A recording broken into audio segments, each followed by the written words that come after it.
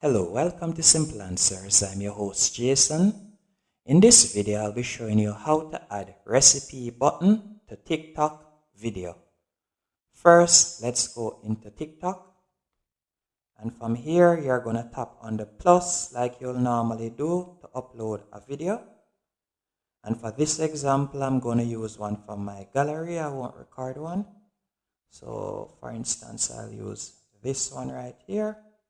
So I'll tap on select, then from here I'm going to tap on next, then tap on next again, then next again, and right here, right where you see add link, you're going to tap on that, and from here you're going to tap on whisk, the last option. As you can see, link to recipes,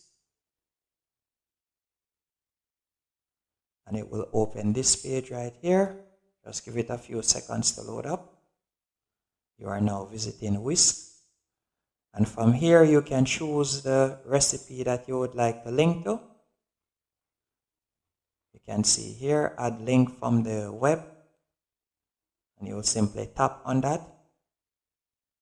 And you'll enter the recipe link right here that you'll copy from your browser and then paste here. Then you'll tap on continue. And that's it. Hope you found this video helpful and informative on how to add recipe link or recipe button to your TikTok video.